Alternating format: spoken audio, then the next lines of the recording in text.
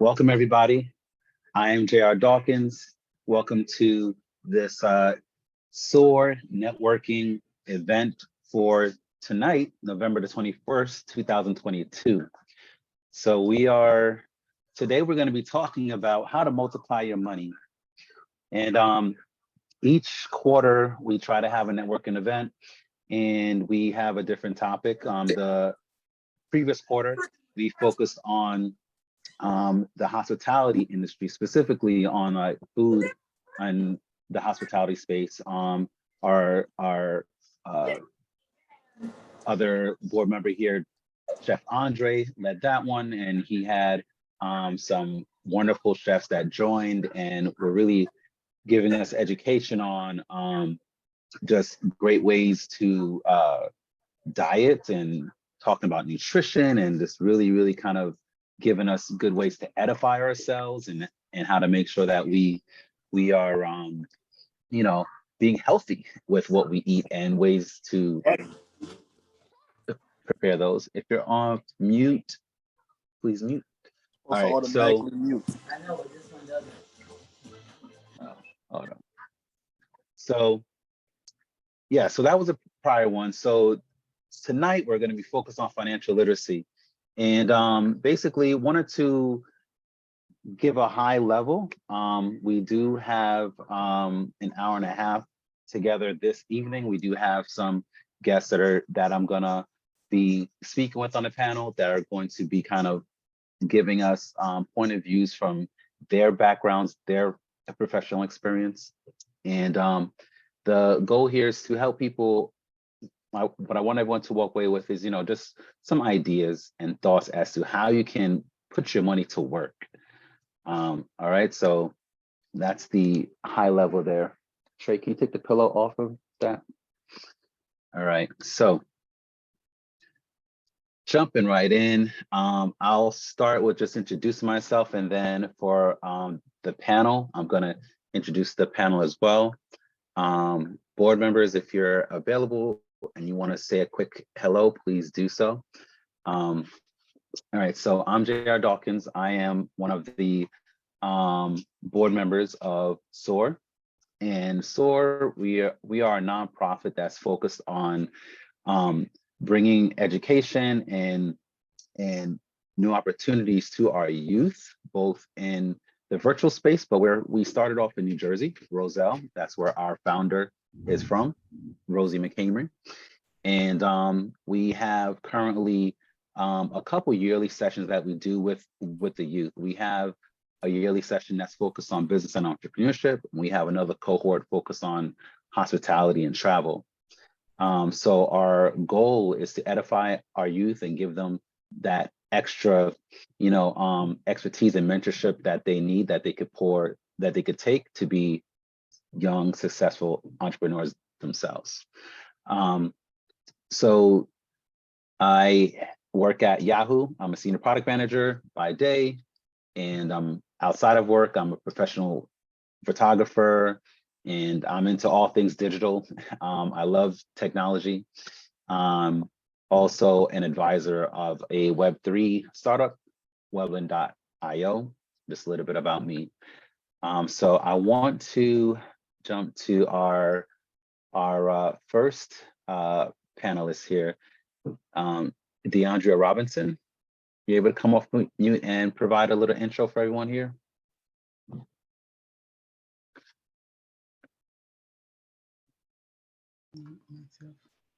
Hello, everyone. My name is DeAndrea Robinson. I am the owner of Jumpstart Realty and Development. I am a realtor, an investor, a builder, and a licensed general contractor. I have been investing in real estate since 2008.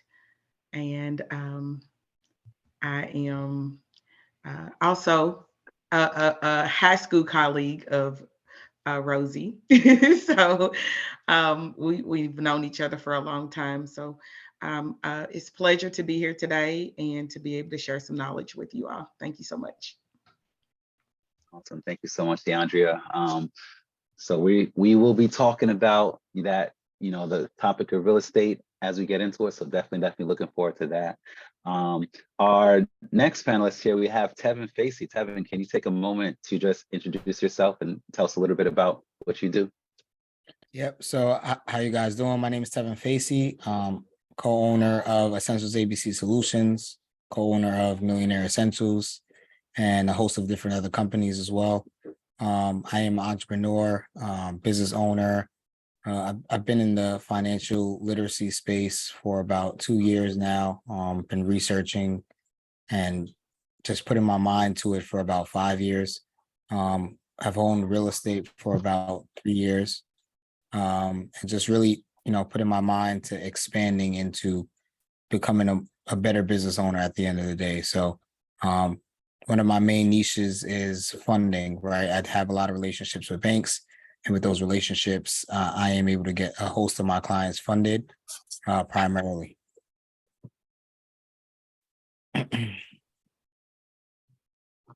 Awesome. Thank you so much. All right. And we do have some additional guests that joined as well. Where did they go? I think Marty, is it Marty? Yes. Marty. Hello. So Marty's with us. Marty, can you do a brief intro? Sure. Thank you. My name is Marty Siciliano. I'm Senior Vice President with a company called Primerica. I've been with Primerica for 41 years. I've been in the financial services business for 43 years. I've only ever worked for anyone for 3 months of my entire life. So I am psychologically unemployable. And I'm trying to spread that around, if you know what I mean. Help find other people who are also like-minded. If I went on a job interview right now, I'd probably be bloodshed. So I'm just always open to helping people find their own way and build their own business, whether it's, full-time, part-time, just something to help them get a leg up. You know what I mean? So that's about it. I a registered investment advisor. I help people with money and investing money of all kinds. And I from what I saw of the panel and what you guys say, I think what I do kind of intertwines a little bit with you, but no overlap. And I love teaching people about and educating people about how money works. And I look forward to helping anyone that I can. Awesome. Thank you so much. Will any of the board members like to give a quick intro before we jump in?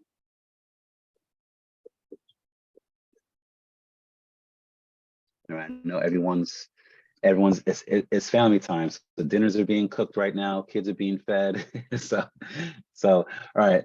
So moving right along. I want to launch the first poll. So this is my first time creating a poll. So hopefully this comes out decent here. Let's see. Okay. Yes, one question. All right. So for the first poll here, I intended to have it be one at a time, but we can just take some time and go through it, and we'll talk about these throughout the evening. So these kind of lead into some of the topics here. One, wanted to get just a high level understanding of, how familiar are folks on the call right now with financial literacy? Are we aware of things like the interest rate on our savings account? For me growing up, the savings account was like the first step to doing anything good with your money, right? Versus spending it all. And then, I wanted to, from there, from the basics of money, go into, some basic ways that we can actually, start to our business, right? One of the biggest hurdles with starting a business sometimes is money. It's like, man, I don't have money on hand right now. I don't have cash, right? So there's the solutions to start your business or to help you get started. We're going to talk about that, whether that's getting funded, but also the basics, like how much does it cost, right? How much does it even cost to become an official business? And I'm using kind of a basic sense. You need an EIN to register as a business. You need to register your name with the IRS, right? So we'll be talking about that and some points about the process. And finally, you know, I did want to get into real estate. Real estate in and of itself is, you know, correct me if anyone knows this, but I believe it's like 75% of millionaires became a millionaire via real estate. And that number might actually be a little higher. But you know, real estate in and of itself is something that has been a pathway for many to go from not being a wealthy individual themselves or financially independent to finding financial independence. So those are some of the topics we're going to be talking about here. We're at 41% of folks that completed the polls. So let's take a quick second and go through those polls here.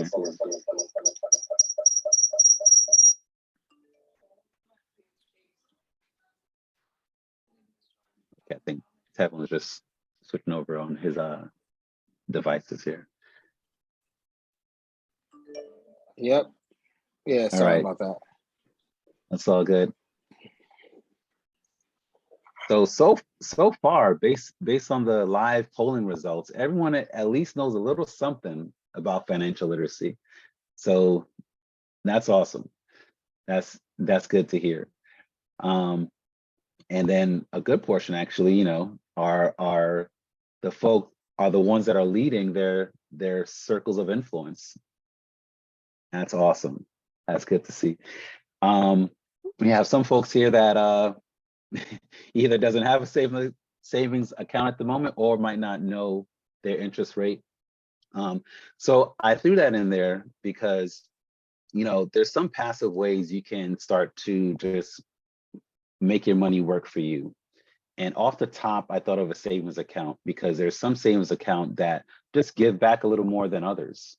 I was talking to my mom, who at this time, you know, she got laid off during the pandemic. So they kind of cashed out her employee fund because, you know, they're like, okay, this company's over, we're cashing you all out. So now she's like, what am I going to do?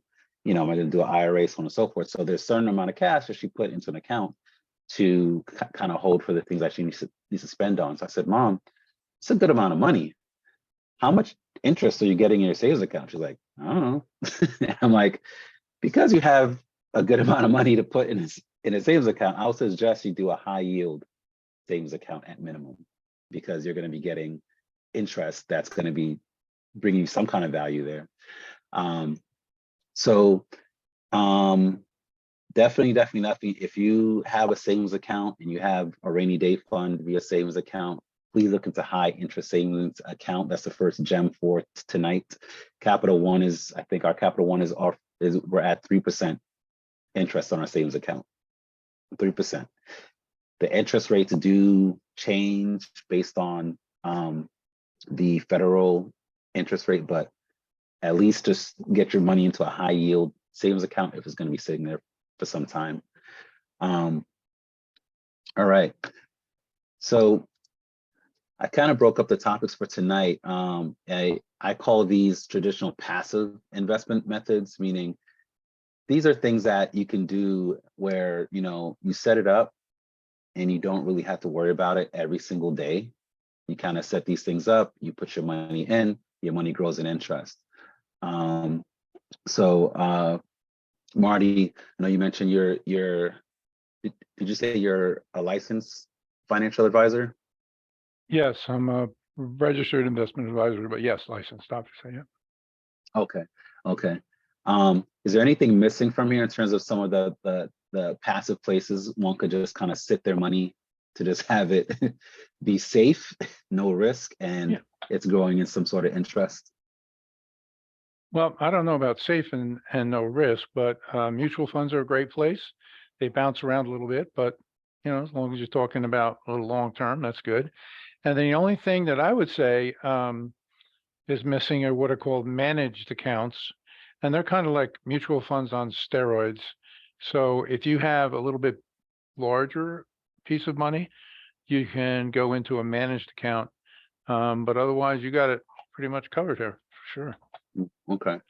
So is a managed account managing a stock portfolio? Like a Usually trust swap? stock, yep, it can be stock and bonds, it could be all bonds, it's varied, just like mutual funds can vary. These things can vary. Yep. Okay. And roughly how much are we talking for like managed account? How do we know we're ready to transition to a managed account? Minimum that we can do, which is the minimum I've ever heard of, is $25,000. So if you've Okay. got money in a IRA or 401k, it can be rolled into a managed account. Okay. Awesome. Awesome. Thank you for that. Yeah, man. Yeah, and as Marty mentioned, there is some risk here, you know, when you get into the IRAs and mutual funds and stocks, because basically they're going to change with the market. So right now we're in a very no one wants to use the word repress. No one wants to say the R word, but you know the markets are down. They're way down. So if you have money in anything right now, you might see that what the money you put in is a little lower than it started right now. But traditionally, over long term, these things go up. Go ahead, Tevin. I can say this primarily. So obviously, you know, with me dealing with a lot of my bank contacts, JP Morgan Chase being one of them. Not only just JP Morgan Chase, KeyBank, and a lot of other banks for sure that I have relationships with. They have told me literally June of 2023 is when the recession will be announced. So definitely, you know, make headway to whatever you are going to be trying to do. Obviously, a lot of layoffs are going to be coming. A lot of lending is going to be slowing down. The interest rates are going to skyrocket. So for all the people that are saying that they're waiting to buy a house, just be smart about the way you're buying, right? Use seller's concession so that you can pay down your interest maybe for the first 2 years, and then you know, possibly refinance after once the rates drop and things of that nature. If you're looking for lending, now is the time. They're giving out the most lending like I've ever seen. And you know, obviously because the banks have to give out money, so it's towards the end of the year, this is the best time. So just really be smart and diligent and strategic about what you're doing, especially now compared to next year, because next year might not be the same. Got it. Got it. And it's not the first I'm hearing that. I did talk to our lender, and he said something in a similar vein in terms of, you know, not seeing next year as a time, like not holding out for next year per se. All right.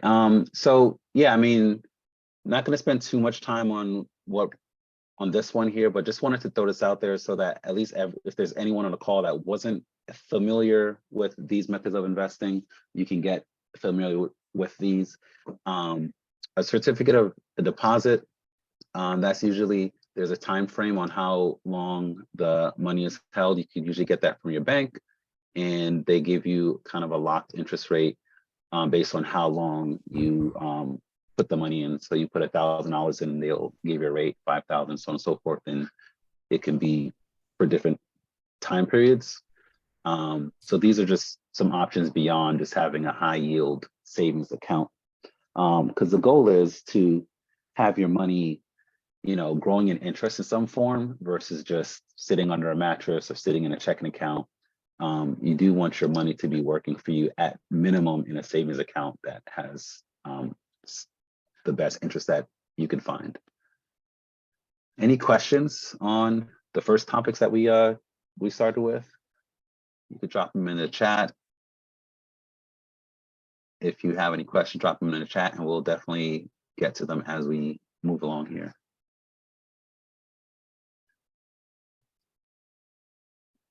Yes, and as our CEO mentioned, there are prizes that will be given out. So yeah, let's engage here. All right, I'm gonna go through to question number 3 here. It was a true or false question. The question was, for those that aren't seeing it, you can get a business, true or false, you can get a business credit card with little to no impact on your credit score. 58% of people put true and 42% put false. So in my experience, I found it to be true. It is based on the business card on the credit card provider you go with. When I got my American Express business credit card, meaning to get it, I signed up with my EIN, and they do ask for your personal information, but the inquiry and the card does not show up on my personal credit history. On the flip side, Capital One, they did put it on my personal credit. So it really does depend on the lender and how they go about it.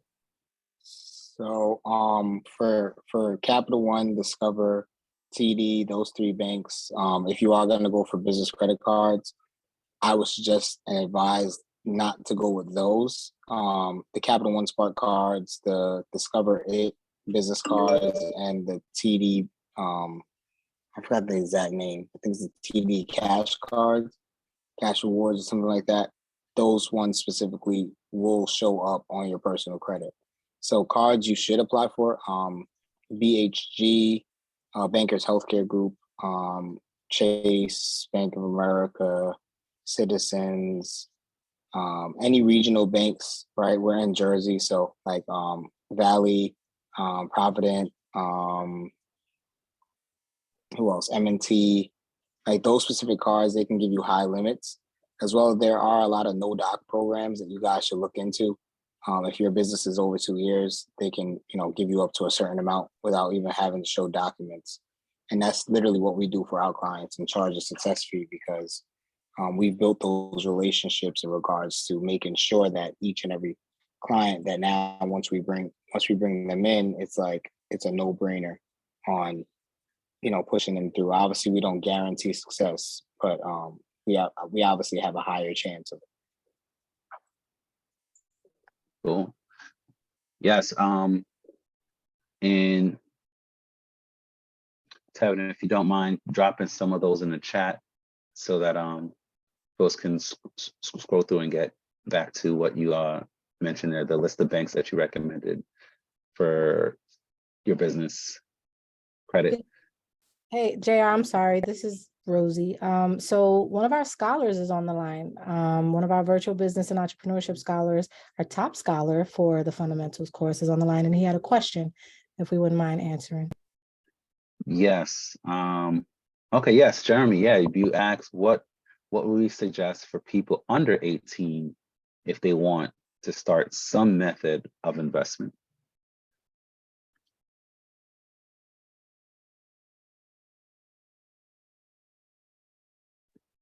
Marty, I'll kick that to you. Yeah, sure. What anyone at any age can do is start investing in a mutual fund, depending upon whether you have income or not, earned income. You can make it an IRA or a Roth IRA, but for as little as $50 a month, you can have somebody start investing. Now, if you're under 18, you have to do a custodial account with an adult, and you'll be the second person on that. The youth would be the second person on that. Until you're 18, once you're 18, then the whole thing goes over into your name. So you can start at really as a custodial account. You've probably seen them where, people have children and then they open a bank account and and they've got the parent's name and the child's name. It's just like that.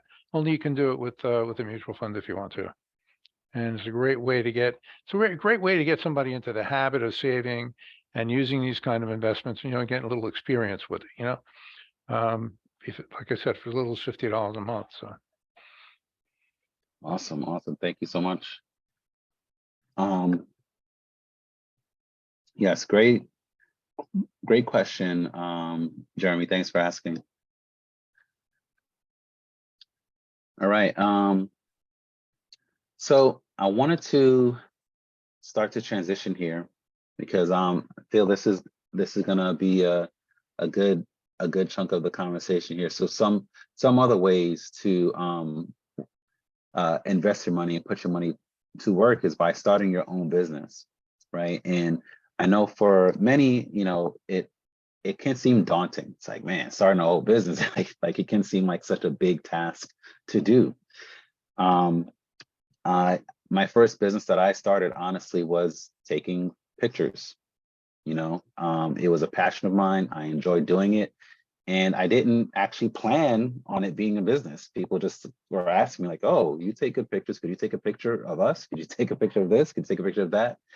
And before I knew it, people were like, how much do you charge? I'm like, how much do I charge? I don't know.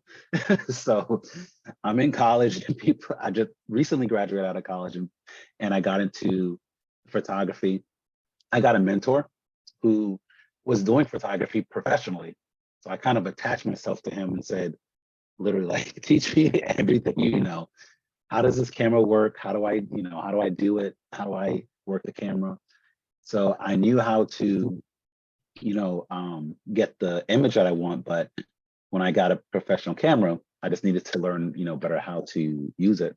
And then beyond that, I started to learn more and more. I did go to school for business, and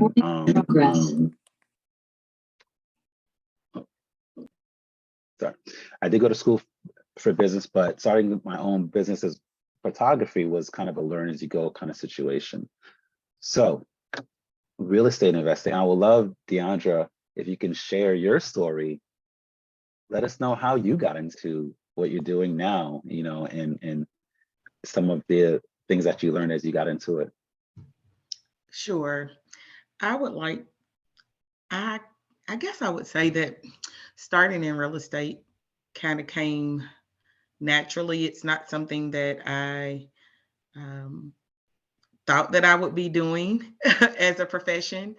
My dad owned real estate and was an investor.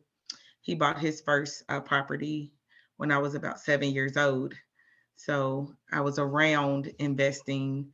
Um, of course, starting out, he wasn't up to speed on everything that needs to be done and how it needs to be done. I saw a lot of the trial and error of starting a business and not having the mentorship or another person around you that has started a business. So I watched him kind of move through and navigate through the entrepreneurship process and learning to be an investor in real estate. I went with him to the properties, and my dad he would fix all of his own properties, and he was not a licensed contractor. So you might have had a couple sloping floors and things like that, and stuff not cut at a 45-degree angle, but he made it work. And created a great living for himself and for our family. My original um, entrance into real estate investing actually was just that I wanted to provide some additional income. I Prior to being a full-time investor, I worked for the Kentucky state government, and I was the HR administrator, human resources administrator for the Kentucky Board of Nursing. So I was on that path. I started out with state government as a receptionist through a temporary agency. And I worked my way up the ladder with the promotions and different things like that. And I went to school to get a degree in public administration, which is government business, because I thought I would be working for the government until I retired. And I found pretty quickly, well, maybe not so quickly, I worked for state government for 12 years, but I found that that just was not my passion. And I felt, and a lot of people, I'll say this, that are on the call may be feeling this the same way, where you just kind of feel boxed in and you feel like that you're not really reaching your full potential. And the position that I was in actually at state government was pretty much at the top of the food chain for what I could do. And I was in that position or in state government for about 12 years. And I had to get to 27 years before I could retire. And I sit there and I watched um, older individuals retire. And I watched them come back to state government and work in the same office that they had just left 3 to 6 months prior to, because the retirement from state government just wasn't enough for them to be able to maintain their living standards. And I said to myself, I think I'm going down the wrong path. This is not where I want to end. So I decided to take a leap of faith. I called my dad and I said, Dad, I would like to purchase some investment property, some rental property to kind of supplement my income. I didn't know that I would completely eventually leave the regular workforce or corporate America. But at this time, I wanted to just supplement. So I did a crazy thing. I went and purchased, with my dad's help, 4 fourplex buildings that were a complete shell. And everything around them in the entire neighborhood was boarded up. And everybody told me I was crazy. So purchased those properties. I learned construction through trial and error of renovating and remodeling these properties, these 4, well, 2 of the 4. That's another thing I kind of want to get out there to everyone. It's okay to make a mistake when you are going through this process of learning investing and learning real estate, learning how to start a business, learning how to operate a business, whatever type of business you decide to operate. It's okay to make a mistake. It's okay not to know. The main thing is for you to research and learn. And you're going to also, you can do as much research as possible. You're definitely going to learn through trial and error. So don't beat yourself up if everything doesn't go perfect or exactly according to plan. It's absolutely okay. It is definitely a part of your journey, and it's just going to make you stronger. So saying that, with my 4 fourplex buildings, when I got a loan for those buildings, I thought that I had enough money to fix all 4 of them and it was going to be great and amazing. And I only had enough money to fix 2. So And where were these, by the way? say it again. Where were these? These are in Louisville, Kentucky, and they were on a street called Shagbark Road. And Rosie and Andre are familiar with that location. It is what we would call probably a Class C or Class D location. It was probably an F at the time that I purchased in the area. So of course, any normal investor would say, "Oh, no, no, no, no, no." I looked at it and I said that this is an opportunity. So I was able to actually purchase those buildings for $22,000 per building for 4 units each. Thought I had enough money, made a budget, didn't really know how to create a budget. Got into it, was able to get two of the 4 properties up and going. But because we were able to buy in so low, which is something that you really want to look at when you are investing in real estate, you want to buy low and sell high when the market allows you to. So because we were able to buy in so low, those 2 buildings were able to support all the expenses for the 4 buildings. So things will happen.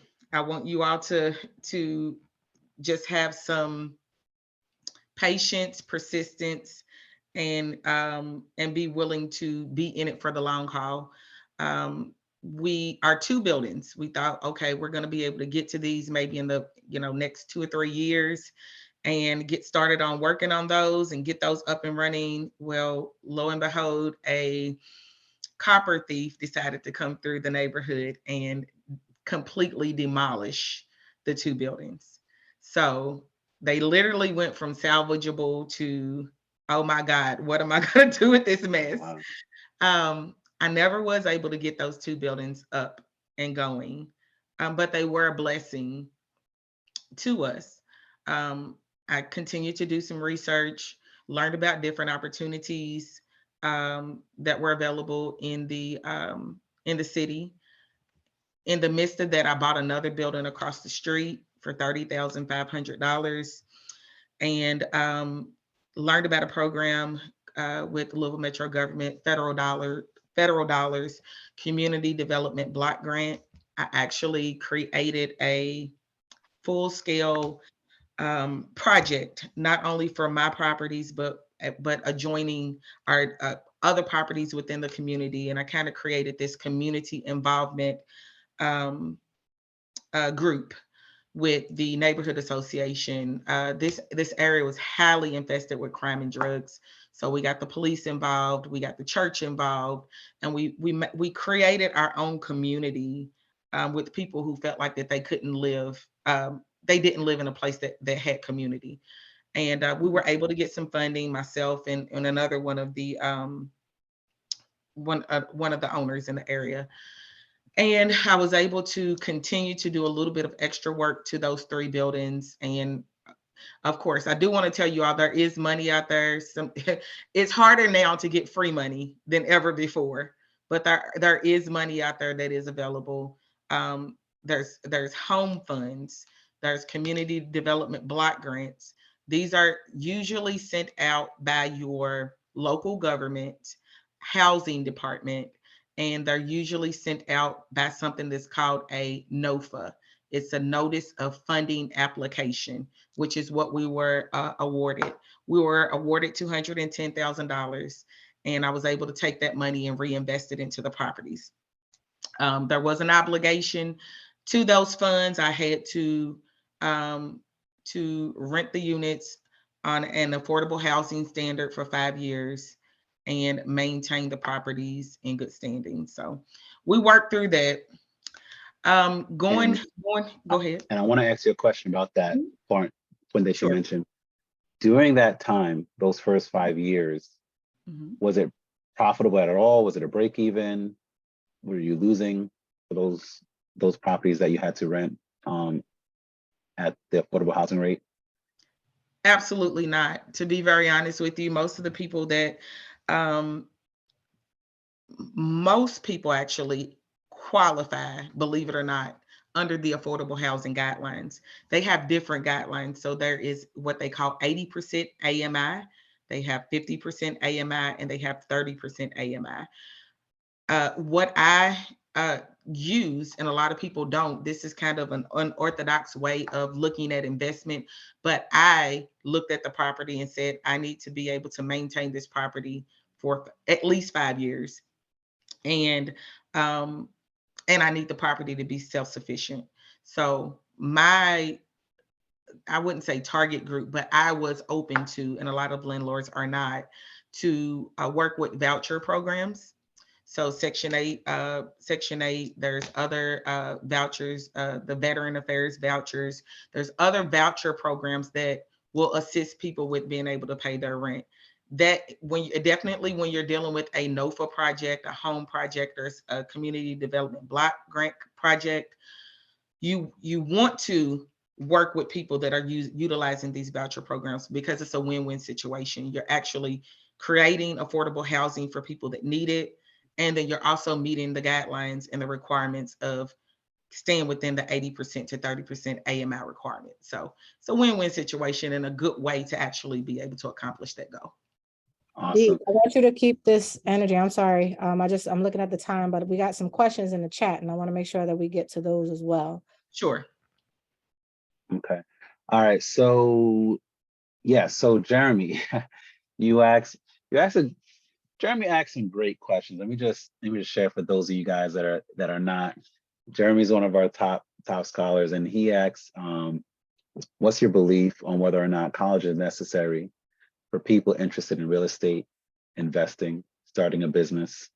Because most of the time, your professor may not have experience on the topics they are teaching. So, Jeremy, I would say it really depends on what your motivation is and what you're trying to do. I don't think there's any one blanket answer. Keyshawn said, Google it. But the college education can complement whatever you're doing, right? Because you can go to college and major in business administration, so that way you can better manage your business that you start. But we'd love to hear some of the thoughts on that. And then we also had a question so from. I would. Oh, sorry. Go ahead. No, I would make this quick. Just really understand what you want to do. Right, because I did have a scholarship as well for college. Went for a year. I didn't. It just wasn't for me. Just because, and like it, I don't know. It just didn't feel like it was something that I needed to do, in particular to what I'm doing now. Right. I am a real estate investor as well. I have a trucking company. I invest in other businesses, but none of that information from college was definitely something that went towards my businesses. But I would say this: college was a great point of networking, right? Understanding how to be in a room, understand how to work a room, understand how to speak with the necessary people that you need to speak with, right? Not just to speak with everybody, because everybody can provide you value, right? But it depends on who's going to provide you the right value. Because you can speak with 1,000,001 people and they all will say, yeah, we can partner on this, or yeah, we can put something together. And a lot of people like to say that, but just really college, it really helps you understand who is like within your network that can really grow your net worth, right? So just keep that in mind for sure. Like if you are going to go to college, then understand its capabilities, and what you can get out of it, right? Obviously, English language is great. You are going to need that for emails that are going to be sent, right? Math is great because you are going to need that for spreadsheets when you start to make a lot of money, right? Algebra, not necessarily something that you need, right? I was great at math, but it's not necessarily something that you need when it comes to doing numbers and all these other things. So just really understand what you want from college if you are going to continue to go, and then maximize on that, right? Especially project management. What I did take project management in college, and that kind of helped me now with what I have, just because it made me understand systems, operations, and processes. Awesome. And my wife has a question in the chat. I'm gonna get in trouble because I asked Jeremy's question first. My wife asked, how do you know when your passions can be monetized? So for the panel, how did you know? Go ahead. I guess for me, I've kind of thought long and hard about this, and I feel like that what I do is the gift that God has blessed me with, and because of that, I don't feel like it's work. In my opinion, how do you know when your what was it? When your gift or what is she? When your passions When can your be passion monetized. Your passion. When your passion can be monetized. It kind of, for me, it kind of came along with it. I love what I do. I learned the skill, I perfected it, and I put myself in a place where the product that I provide to others is better than what they can get anywhere else. And I think that that's kind of when I knew that people will pay top dollar for what I have to offer. If that makes sense. Yes. Yeah. Just I agree with what Tevin said about college in a couple of areas. Number one is it's a great place to make connections in general. You can, you will get to know some people who know some people, and you begin to sort out what's a good connection, what's not a good connection. And you also have to assume that you're a connection yourself, and you have to try and help people and give, not just take from connections. And you learn that kind of stuff in school. And the other thing, you can actually learn what you don't want to do. Absolutely. I mean, Tevin, I went through a year of school myself. I majored in bass fishing and squirrel hunting, and that's it. So I was wasting my time. So I went and did my own thing business wise. But Right. yeah, but I think as far as monetizing it, the question about monetizing it is, if somebody else is doing it, if there's another business out there that's doing something like that, it's a viable business. You know what I mean? And if it's something you're just thinking up on your own, then you just seek the help of other people who are in business, and run it by them and see what they think. you know, and you judge for yourself whether or not you want to do it. You know, it's all on you. But that's what I think. You get a feeling from other people, and everybody should get, if they can, a mentor. You know, somebody who's been in business and somebody that you can trust, you know, to give you feedback. I think that's really important. Yep. Absolutely. Absolutely. Great Yep. points. Great points. And I'll I'll tell my perspective on it. And yeah, that's crazy. You went for bass fishing. That's insane. Well, I had a that's how football scholarship.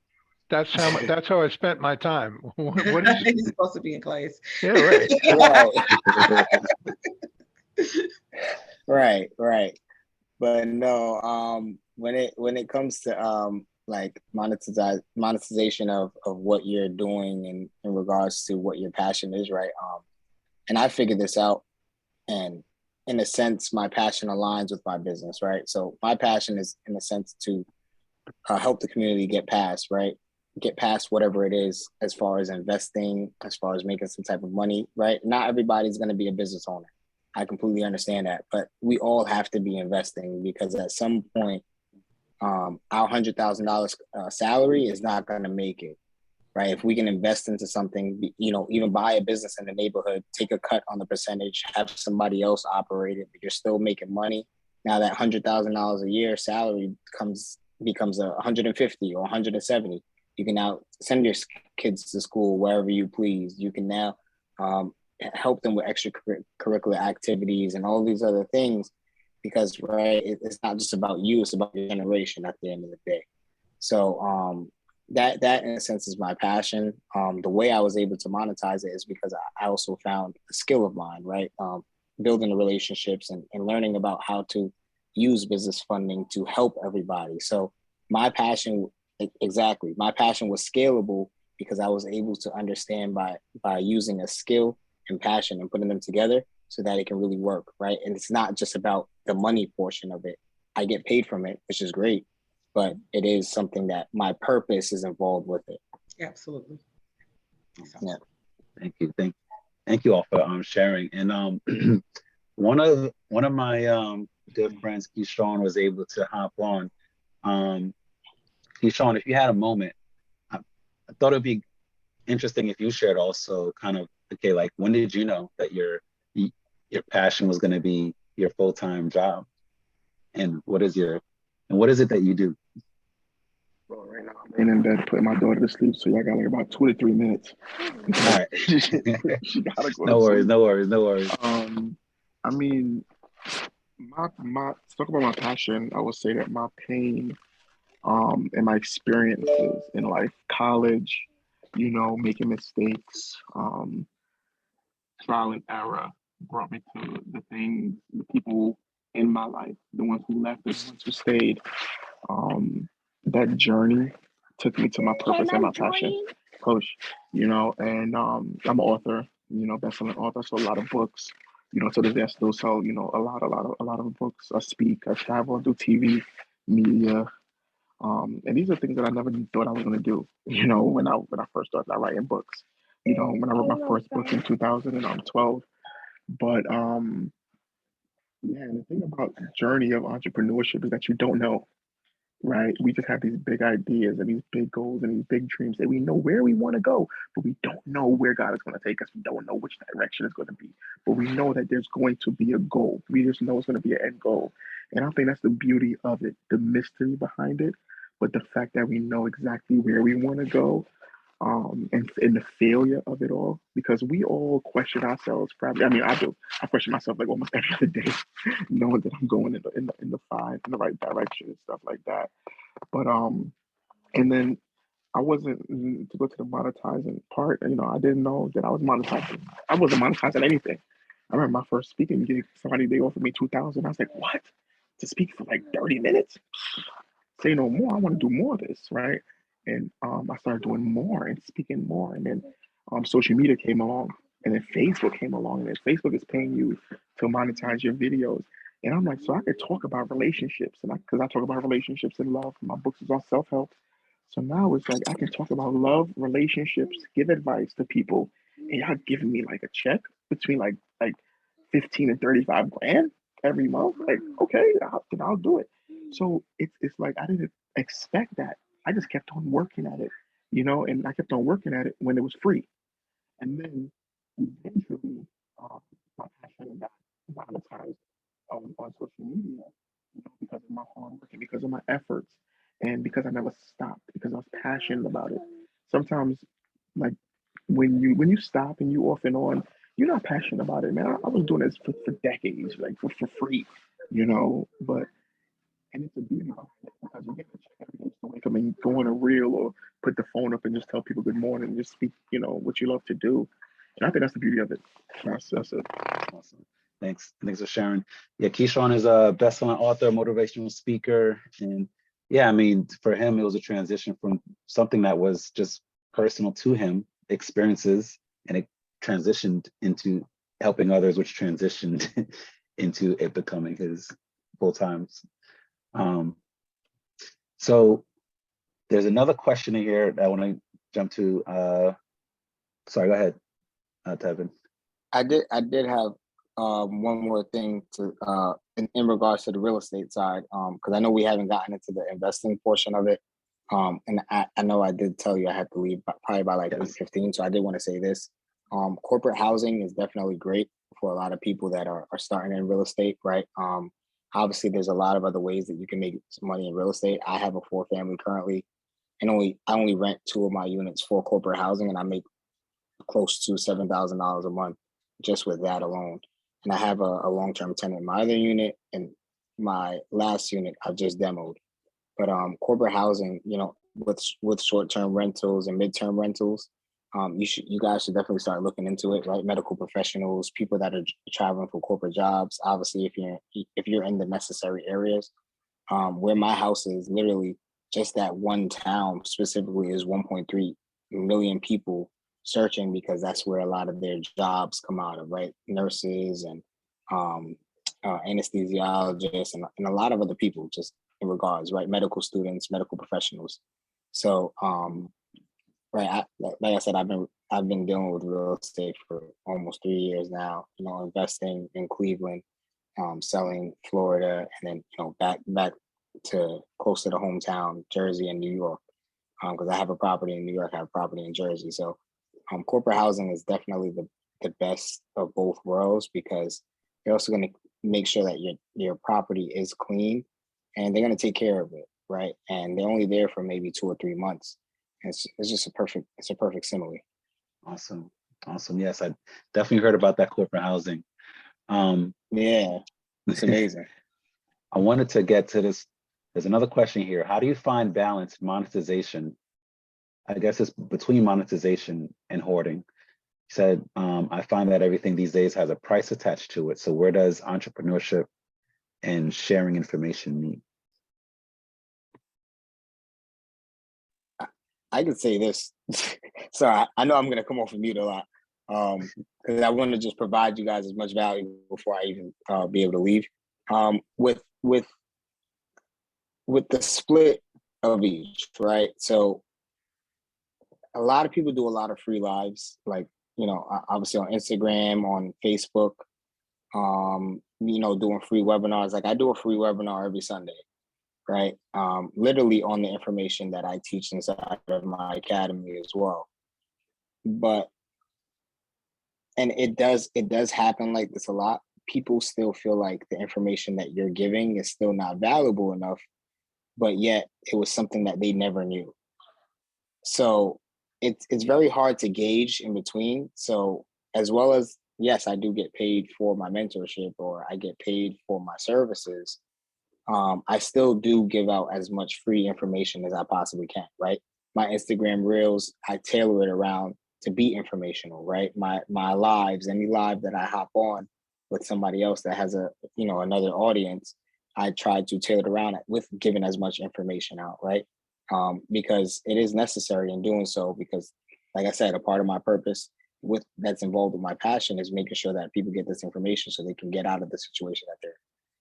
So for a lot of people, they look at what I'm doing sometimes, and they'll want to pay me for my service so they can pay attention a lot more, instead of just saying, okay, cool, you give me all the free information. Let me go on your DMs and ask you 1,000,001 questions. So I don't have no problem answering when I get the time to do so, but a lot of times I don't always have the time to do so. Right. Just being honest. That makes sense. Anyone else wanted to contribute to that? I think it's like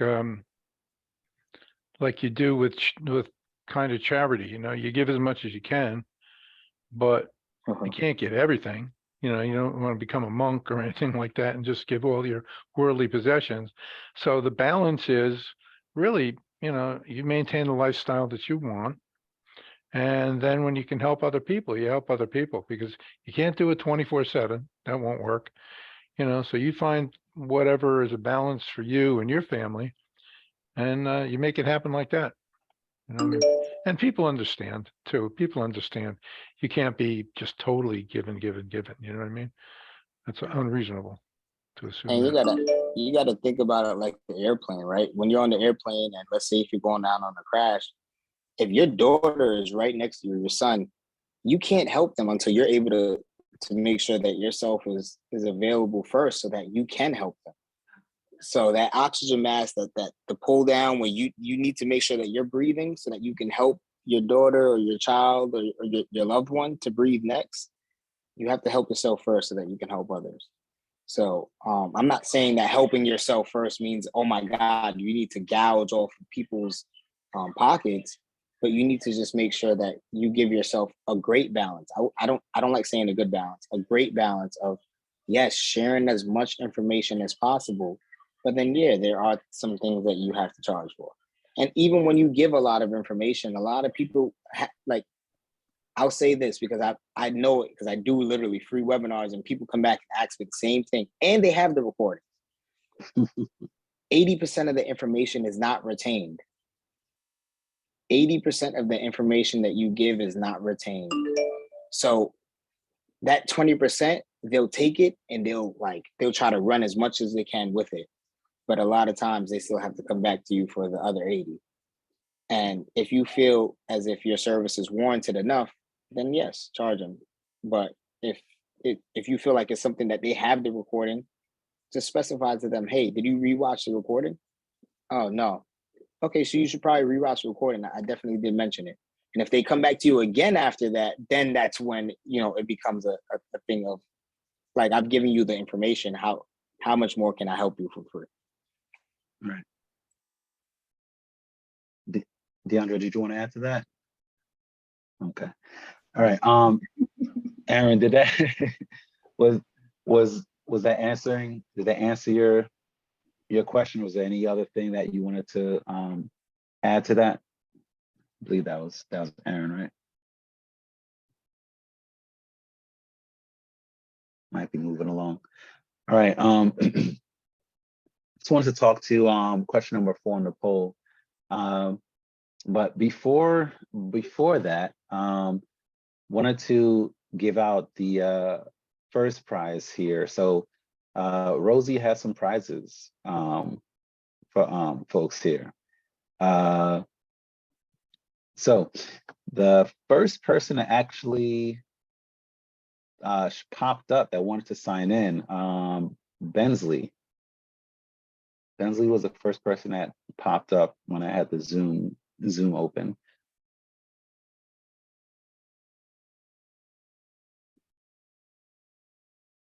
You were signed in as Bensley.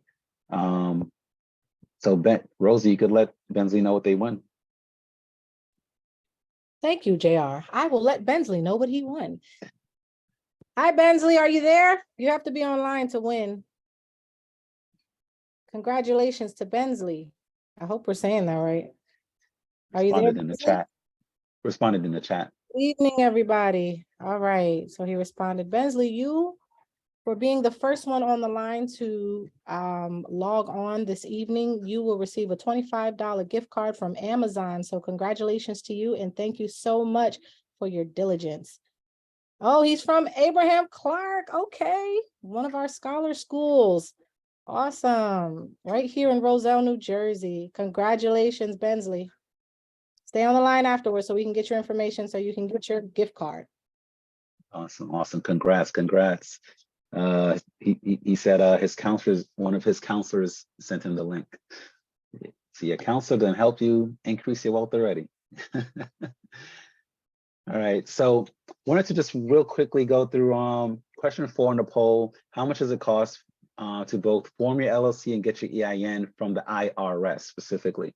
7% of folks put $50, 36% put $200, 21% said, I don't know, but I'm sure it's a lot. 36% said free 99.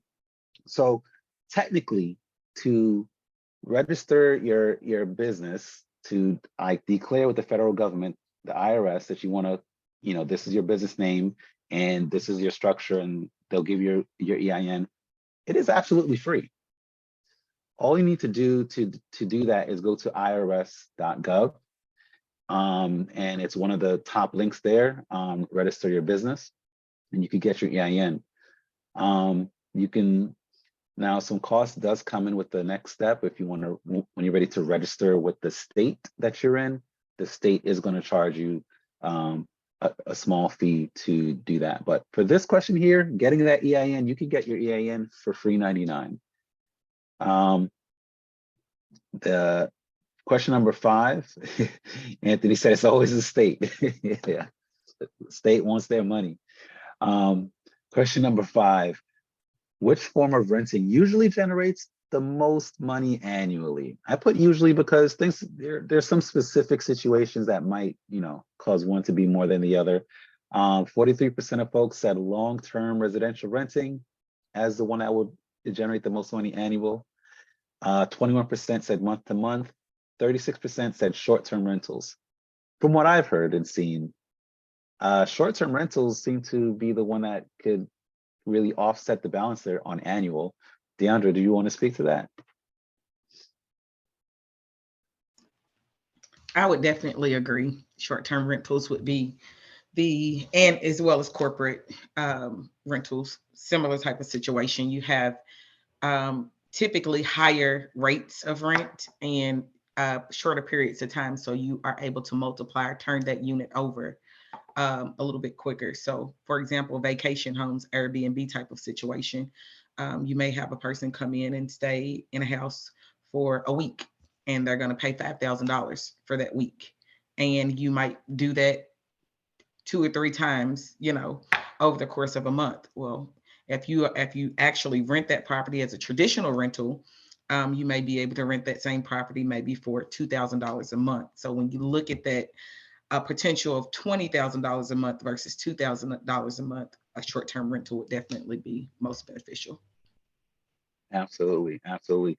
And it's also based on location, correct? There's certain markets for short-term rentals where you have, I don't know if there's a universal term, but kind of the amount of time it's rented out each month on average.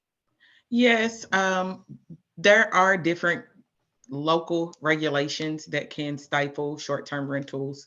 I know here in Kentucky, they've created a bunch of stuff, registrations. They've created a 600-foot, you can't have one short-term rental within 600 feet of another short-term rental. So you can have some things like that that kind of come into play that will maybe reduce your ability to make a profit from a short-term rental.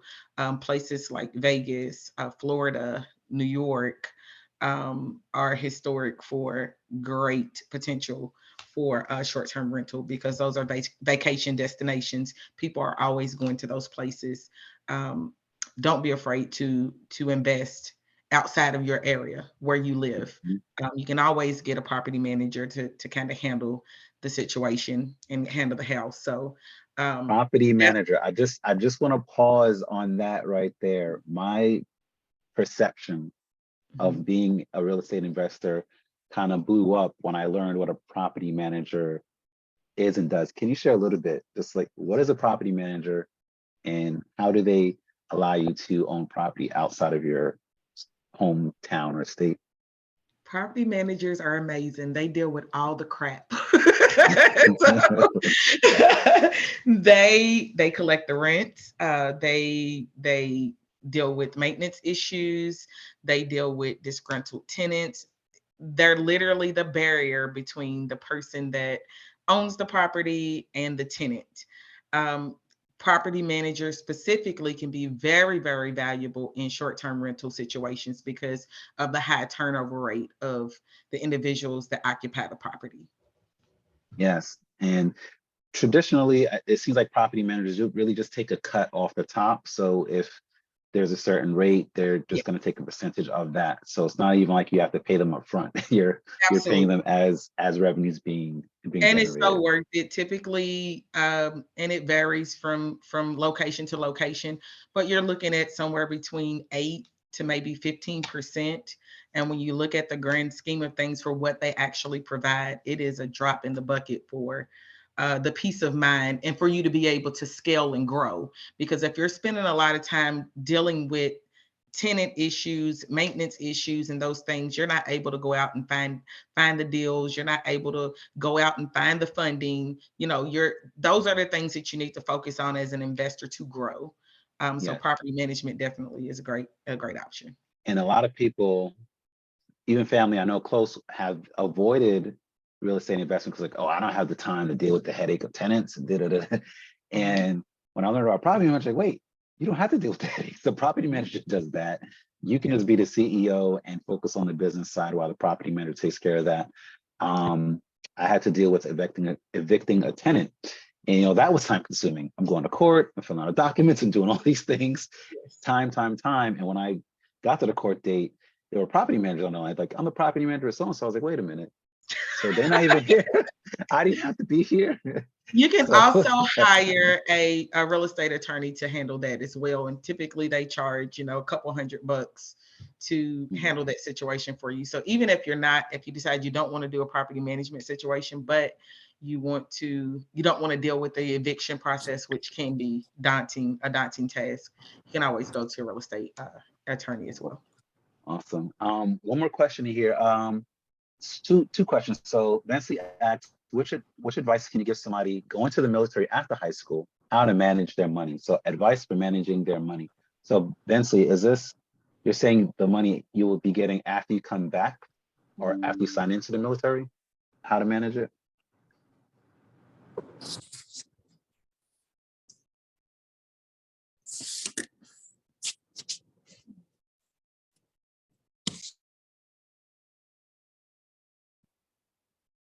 Advice you could give someone going to the military after high school, how to manage money. So from a high level, I guess you're saying after they can mean after they start paying After you. they pay you. Yeah, after Okay. they pay you. My thought would be to take advantage of the opportunity while you're in the military. So the military is going to provide you with a living voucher. I don't know if that's the right word for it, but they're gonna provide your living. They're going to provide your medical insurance, all the things that you need. You're not having to pay for those things while you're in the military. I would invest as much as you possibly can while you're in the military so that you should set yourself up for a good retirement when you exit the military. Literally, I think that even if you enlist with a 4-year period and you really dive into investing over that 4-year period, you would see a dramatic difference when you exit the military. And like Marty said, find yourself a mentor too that can, really be able to help you understand how to invest, right? Because there's a lot of different ways to invest. So just understanding exactly what you want to invest into, right? Obviously, real estate is an amazing thing, and real estate can be amazing later on down the line once you've understood it and you understand how to work it. But in the beginning, it can be a real bitch. So excuse my language, but it really can be. So just really understand like what you want to invest into, especially while you're receiving that money, and then how you can invest. So find a mentor that can do that. I appreciate you guys, and I'm going to be hopping off. But thank you guys for allowing me to be on this panel. Awesome. Thank you, Tevin. Not a problem. Is it Monet asked, how do you find the best property manager? Interview property managers in the same manner that you would interview someone that you would be hiring for a job. You're going to want to look at their the existing portfolio that they're managing. You're going to want to get references. You're going to want to find out what their capacity is. That's super important. What type of maintenance department do they have available? How many people do they have on staff that are going to be able to answer calls and deal with issues when they arise? What type of hours are they available to make to answer these phone calls and deal with the tenants? So those are some of the things that you really want to look at. And I would also talk with other people that you know that are investing in real estate and find out if they're using property managers and who they use and kind of get some reviews from them. Those would be the things that I probably would look at when selecting a property manager. Awesome. Yeah, definitely 1,000% agree.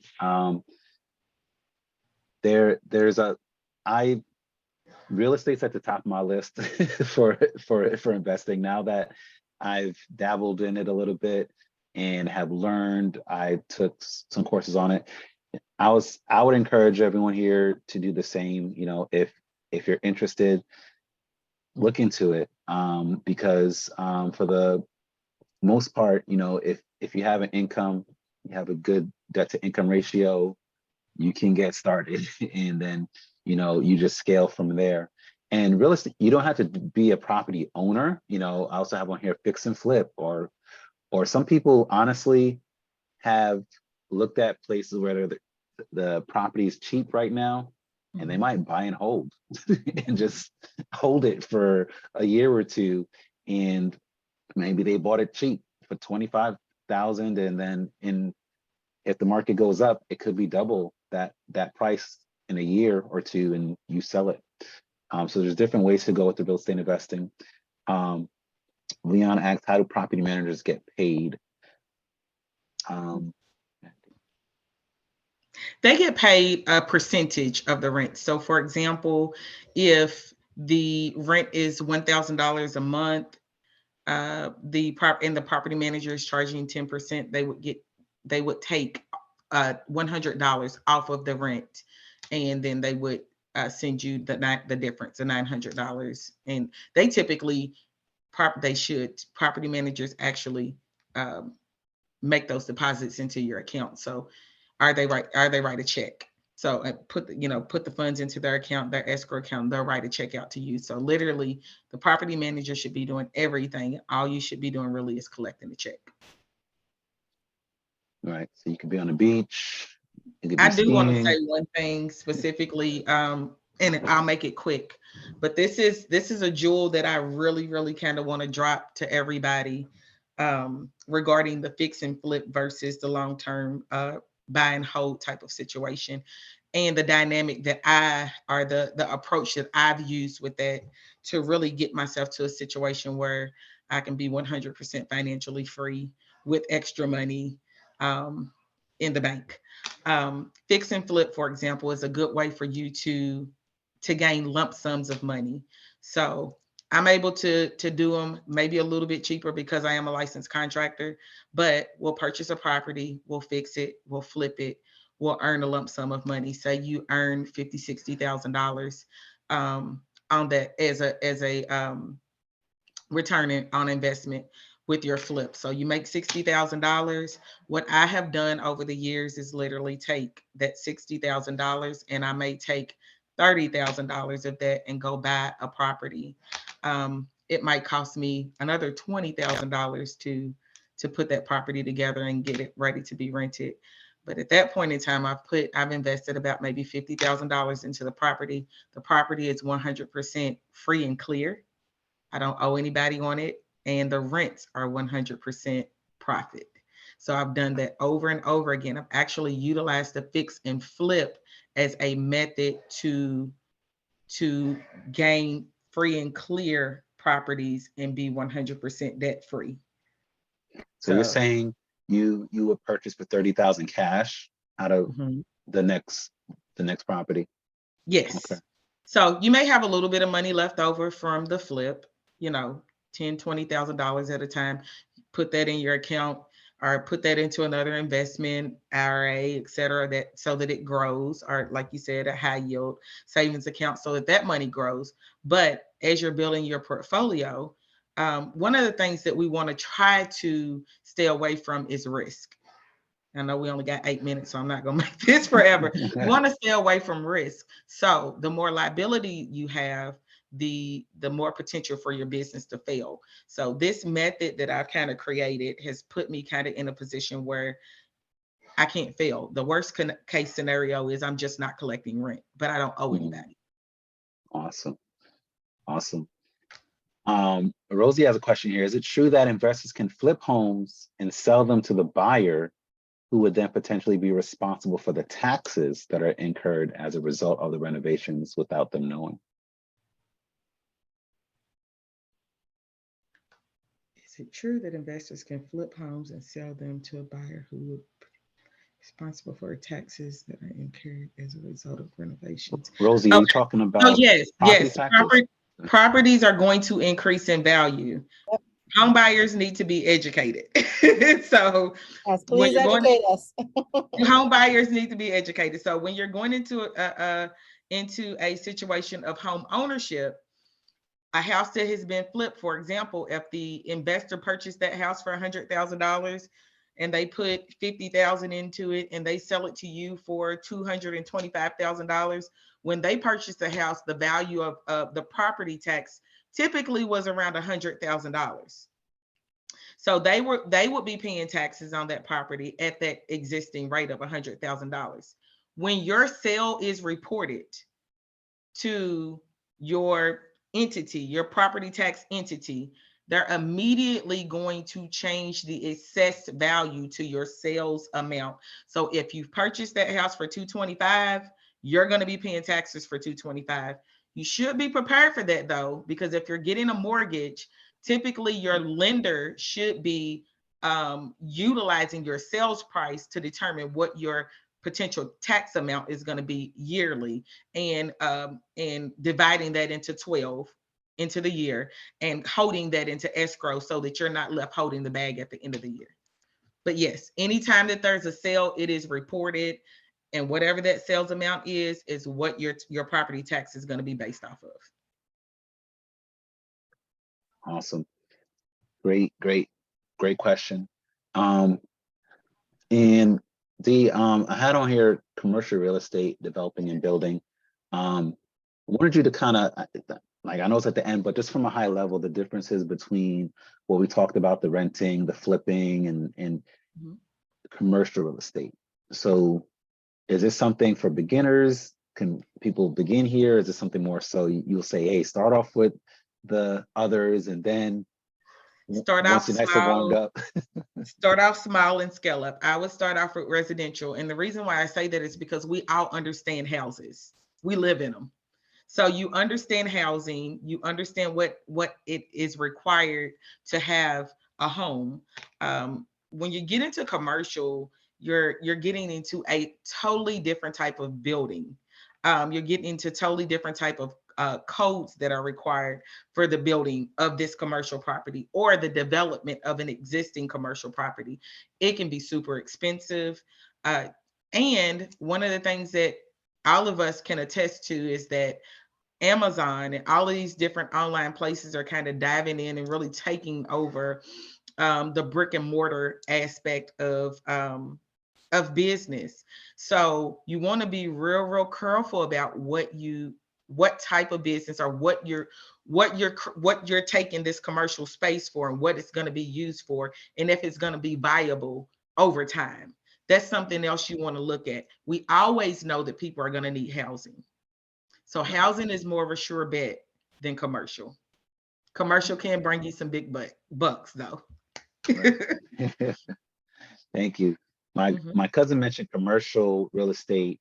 He said he was going to do it for storage. So Yes. like just literally build a storage place and that will be his commercial investment. that is a great investment. They make a lot of money. Somebody always needs somewhere to put their stuff. So you want to look at it based on need, really. Mhm.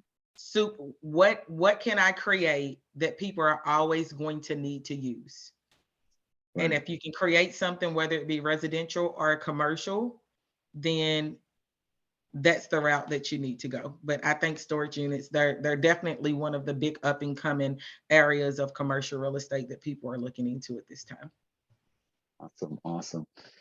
If there are any more questions, please drop them in the chat. We're not gonna have time to really go through these non-traditional ones. I'll mention them. Hit me up if you want to have another session on some of these. But I had in here like cryptocurrency, Turo, day trading. These things can be profitable, but you do want to do your own research. You do want to take time to really study and understand what it is. I would say off the top, cryptocurrency is probably the highest risk right now because regulations have not come in yet. So if you be very wary in getting to that space. Turo, from what I've heard, can be successful. I've heard people have success stories and some people have not have good success with them. But it's similar where you need to do your research, see what the market demands are in your area. What kind of vehicles are people renting? Are you by a place where people come and do a lot of off-roading? Maybe you should get a few Jeeps and because those are always going to be in demand there. Are you in a place where people come for, like Vegas, where they want to spend a whole bunch of money? So maybe you get cars that, fit that need. Are you in a place where people just need to commute? So you just get a little Toyota Corolla.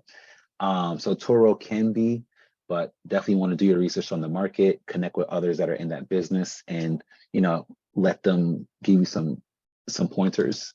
Day trading, options trading. Again, I have some folks that have had success with this. I have another cousin who's doing options right now. He's like, I'm making 15 grand a month. But again, do your own research. Don't just jump into it, and know what these things, you might lose everything that you put into it when it comes to trading. So start off with money you're comfortable losing. Don't start off with money that needs to pay your rent, that needs to feed, I'll say I've done some trading on and off, nothing crazy. Sometimes I've won, sometimes I've lost out. But these are some other ways. Some people do spend their day literally trading, and they can speak to ways that they studied it. One piece of advice with the trading is, have a plan. Have a plan. When that plan executes, get out.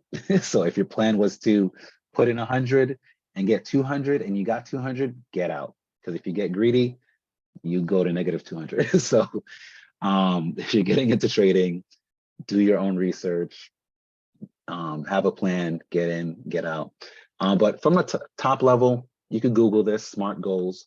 For any business venture that you're gonna get into, make sure you have your goals aligned, make sure they're SMART, right? Make sure that they're specific, measurable, actionable, realistic, and time bound. So that way you can actually build on your learnings and your failure, your learnings and your failures and your successes. So like Deandra said, it's all a learning experience. You're not just gonna start off and shoot to the moon. And everyone's path looks a little different. Steve Jobs did drop out of college and ended up forming one of the best companies on the planet. And you have others that met their partners in crime in college. And that's how they started their business, because they were in college together. And they're like, hey, I have this idea and I think you can help me do it. So many paths for different folks. So we are signing off. Thank you everyone for your time. Thank you, Marty. Thank you, Deandra. Thank you everyone that joined. Sorry, go ahead, Rosie. Thank you. No, go ahead and you can do your finals. Oh, I was just giving out thanks to folks that joined. So you can jump in. All right, so before everyone drops off, I just want to thank all of our panelists this evening for a job well done. I learned a lot this evening, especially about investing. Today actually makes 8 years ago that my husband and I purchased our home, our first piece of investment. So how ironic is it that today we're talking about that? So I want to thank DeAndrea. I want to thank the other individuals who, Marty and Tevin. Thank you guys so much for your time. JR for moderating this evening's event. Thank you for all the gems that were dropped tonight. I really appreciate it. I'm sure everyone on the line appreciates it. If you have any further questions for any of the panelists, you absolutely can reach out to us via email, and if it's okay with them, we can send you their contact information and you can connect with them directly. If you're looking to gain some additional knowledge, if you're looking for any resources, they are here for, at your disposal, right? So definitely reach out to us if you have any questions, or if you are looking for any resources or services that they may be able to provide to you. We can, provide or send their information your way. All right. With that being said, does anyone from our board have anything that they want to add, or any final remarks before we drop off the line? And before we go, outstanding event. Let's go.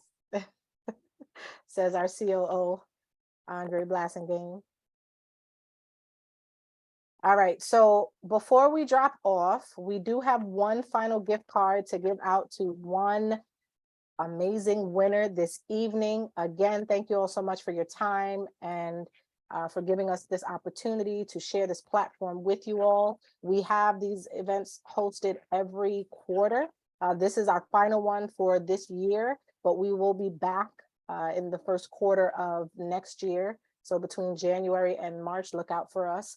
And we'll be sharing some more, dropping some more gems on you and providing some additional resources and information. I want to thank our scholars for joining with us, and all of those who were from Abraham Clark and any other high school. Those are the students that we target, that we are invested in. And so we are super excited to have them on the line with us tonight.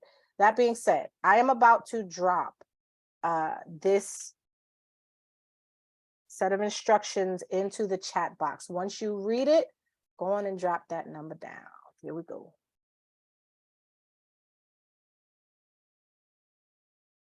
And 3, 2, 1. Go on and drop your numbers in. Not your phone number, just a number between 1 and 25. The number of participants on the line. But thank you for the phone number. We can call you too if you want us to. All right, the closest we've gotten so far. Oh, well, let me not go to. I have one that just sent me a private number. My brother, Nathan Ingram Jr. All right. He just sent it to everyone. Thank you, bro. Thank you for your support. It's my big brother. And my baby brother's on the line too. I got the big brother and the baby brother on our line. That's love right there. And my big sister's on the line. I see Melissa. Thank you guys so much for attending. All right. Did everyone, and I just want to make sure everyone got a chance to drop their number in the chat. And it's so funny because today marks the 8th, and I kind of gave y'all a little bit of a hint when I said it, but today marks the 8th year of us being homeowners. So what number do you think we chose? The number 8. So the one who came, nope. So the one who came the closest and was the first to drop their number in the line, in the chat, was Monet McDowell. Yay! That is my sister from another mister. Thank you so much, Monet McDowell from Louisville, Kentucky. She's out there doing her thing. And I appreciate your support. Thank you so much. And congratulations on your $25 gift card. My brother was not the closest. 8 is inside of, it is part of that number, but you were very far behind, too far out. It'd be -10. There you go, -10. Well, thank you all so much for your time. Thank you so much to, or congratulations to our winners. Thank you for your time and energy, and we appreciate you. We'll see you again next year. Thanks, God bless everybody. Thanks a lot. Nice meeting you.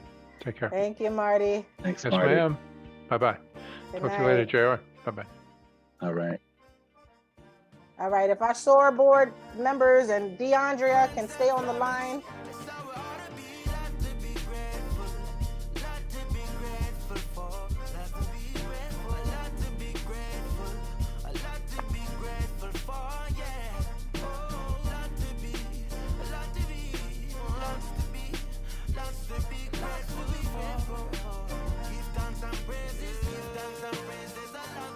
Hey, Rosie, I think D's already gone. Did she drop off? Yeah, Yeah. you dropped. Dropped off. Did you talk to Did you her text about her? staying on before here or send her Yeah. an email or something? I don't She think was she out. has. She's She was gone. out. Was she? She's a busy chick, so